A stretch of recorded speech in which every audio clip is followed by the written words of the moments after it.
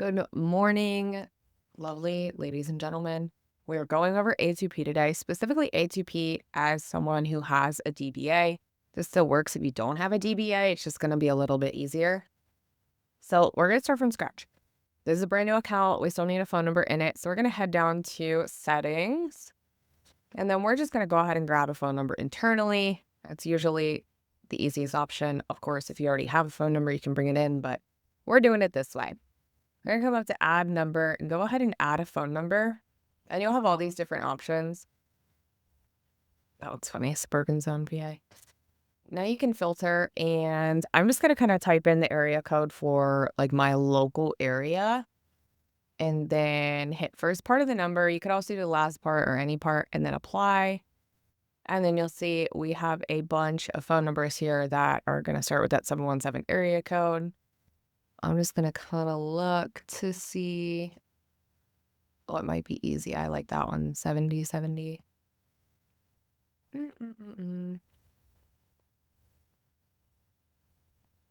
Sorry, I don't mean to make you sit through this, but I want a nice, super, super easy phone number so I can actually remember it eventually. Yep, 7070 it is. All right, we're going to go ahead and proceed to buy. So you can see your total there. It's going to be 115. Beautiful. Number chosen. Looks great. Then it's going to come up register for A2P. So keep in mind, you have to register for A2P if you are using a local number and you are located in the United States or Canada. I don't know about toll-free numbers. I don't think you have to do that, but we're not doing toll-free. We are doing 10-digit local number. Then you're going to come to this A2P messaging area. We are not going to do this. There are things in your account that you have to make sure are set up before you can get here.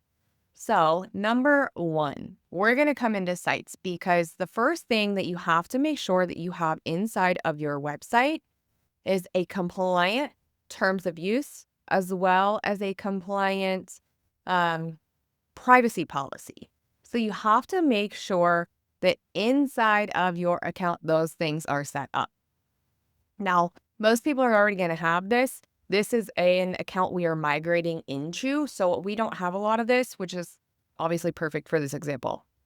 So you can see right here, we do actually have our terms and our privacy already put in, but I'm going to show you something that's really important. That's not even the right page. Interesting. All right, so clearly, okay, I don't know what happened there. I don't know why that's in there, but all right.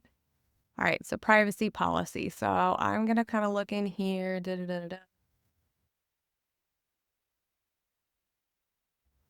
You know, what I'm not seeing is anything about SMS. So, and you can see, I want to make note of this first.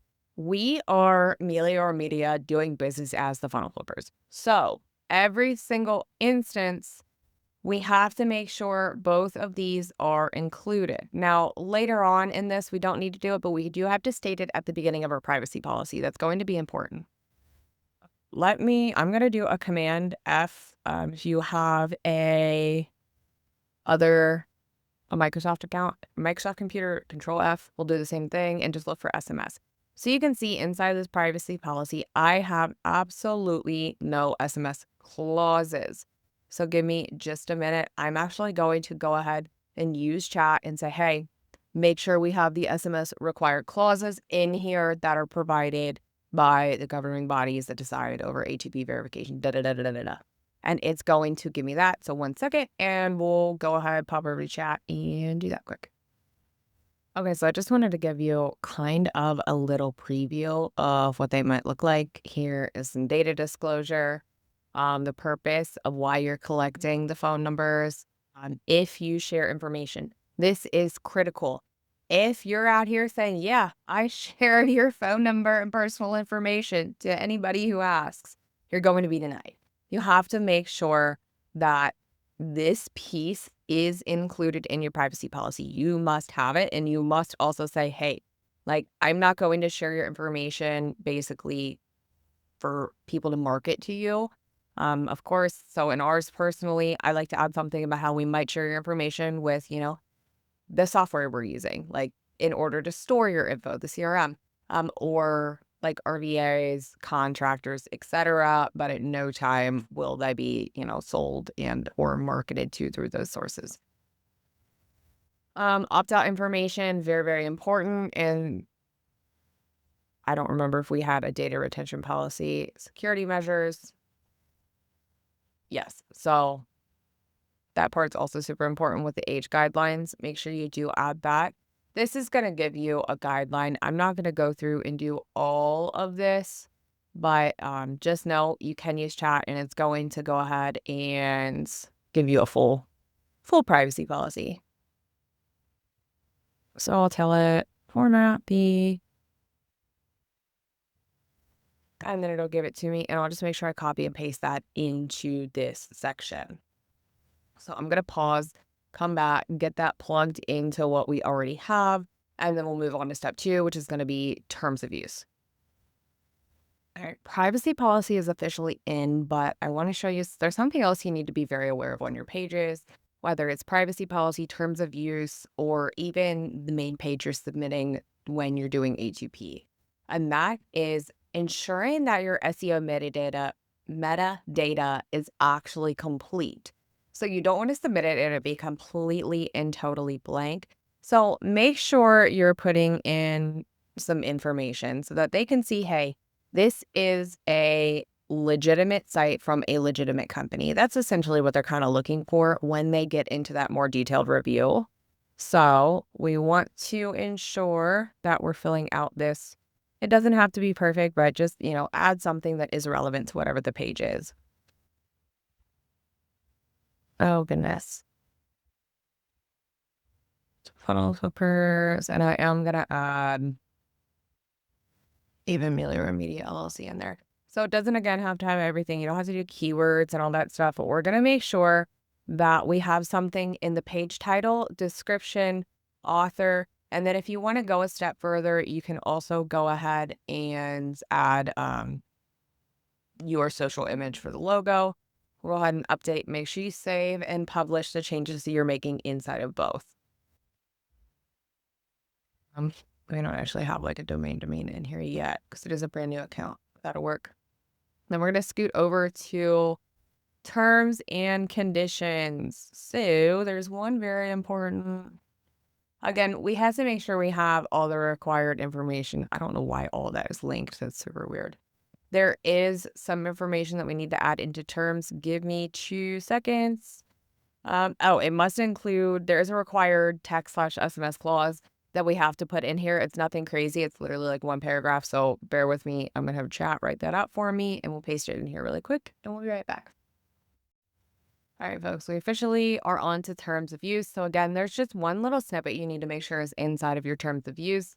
And it's basically this right here. So by providing your phone number, the only difference I make in these is I make sure the actual number that I'm purchasing and submitting for is listed in here. That way it's very, very clear. Hey, this information is from us, etc. So I'm going to take that. We're going to go ahead and just pop it in pretty much anywhere. I don't know why everything is so small here. Pro IDs are there. So just make sure you're kind of popping it in.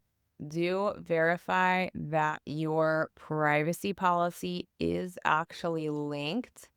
So ours would normally be thefunnelflippers.com /privacy. Okay. So make sure your privacy policy is actually linked. And then from there, I'm going to go ahead and save. And we'll grab that number and pop it in really quick. This isn't required, but I do like to list the actual phone number, at least for the first number. I like to list it everywhere just to be super safe. All right, so we're going to grab this right here, copy and paste, and like step 2B. or to any message received. Okay. Next on the list is your actual opt-in form, which I think is where a lot of people get messed up. So again, we're just going to save and publish. And keep in mind, I want you to understand nothing about this is hard at all. It's just taking the time to make sure that you're checking off this entire list. And I might even give y'all like a list so that it makes it a little bit easier. So what's going to happen next is we have to make sure our actual opt-in form has the required disclosures. There are two. There is one for transactional as well as one for marketing and promotional. So transactional is going to be, hey, here's your username and password. Here's your password reset. Here's access to this thing. Here's a call reminder. Here's a rescheduling link for your call. It's going to be those types of transactional messages versus marketing and promotional. Hey, we're doing a 20% off sale. Hey, go ahead and buy this thing or learn more, register for the workshop. That's going to be those promotional / marketing. Obviously, that doesn't cover all of it, but that should give you kind of an idea of what we're looking at in terms of the differences. So for us, I don't even know which one would be technically the opt-in we would want to use. So I'm just going to create a new one. And you can totally do it. Like I've done this before too. If I'm not sure where exactly or what opt-in we want to use for this, I'll just go ahead and create one that's going to be just for A2P compliance. Now, again, just because this is only being used for A2P compliance does not mean that once you are approved, you can go back and take all this crap out of all your other forms, that you never have to do it this way again. You need to stay compliant because if they come in and audit you, guess what? You're done. So make sure that you are making this a practice when you're building out new opt-ins that are asking for a phone number. So there are some requirements inside of this actual form that this is specifically when you're collecting a phone number. Number one, the phone number cannot be required. So that's just option number one. You cannot have the phone number be required. That does not give them an option, to either opt into text or not opt into text. You can have email required. You can have first name, last name required. You cannot have phone required. So these are those kind of areas I was talking to you about. You can see terms and conditions 1, and HighLevel does make them automatic now. Terms and conditions 1 is going to be that transactional. Terms and conditions 2 is going to be your marketing. I mark them all required. I don't want to give them an option because the rule of thumb is if someone checks transactional but not marketing, you have to separate those segments. You can only send that person transactional messages, not marketing, because they only sent one opt-in. And I don't personally want to deal with that. It's not an easy splits and differentiation to make. So we're just going to make them both required. We're not giving them an option to not click these things. Okay, so by checking this box, I consent to receive transactional messages related to Okay, this is where I'm going to make some edits and this is where we're going to add in our DBA, and then I like to do a line or a dash, and Lior Media LLC. So I add that to every single disclosure, as well as our phone number.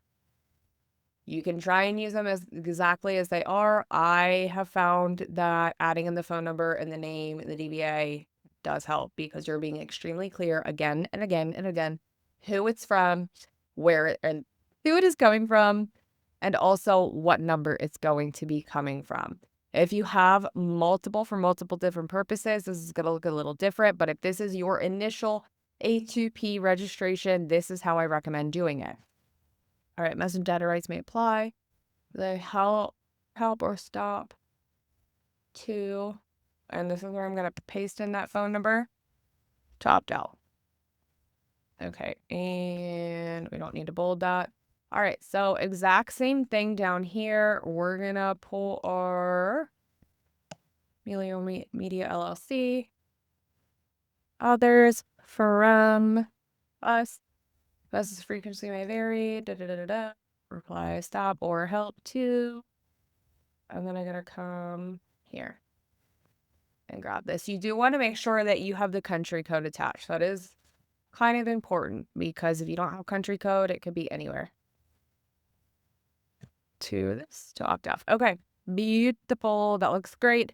This is a little glitch right now. We'll come up with these secondary boxes, but that is not a deal. Like, it's not actually a show in live version. Then come down here and make sure you're actually linking your privacy policy and terms and conditions or terms of use, whatever you want to call them. So you have to have both checkboxes. Make sure your business and any DBAs are listed inside of each checkbox. Make sure your phone number is listed inside of each checkbox. And then ensure your privacy policy and terms of service are also submitted. Okay. We're going to save that and come back out. Okay, so generally what will happen is we'll go ahead and put that form on a page. So again, exactly the same situation as when we went through this with the privacy policy and terms and conditions. Whatever page we put this on, we want to ensure that we are updating the metadata, that we have the form on there. And if you're doing any type of tracking and stuff, you make sure you have your cookie consent. So all of those things are going to be important for this specifically. Let me find. All right, I'm going to pause. I'm going to get here. Actually, yeah, I'll pause. I'm going to get a page set up so we can plug in our form, link all the things that need to be linked, and then we're actually going to dive into how to submit your registration because that is messed up all the time, and I'm going to tell you why.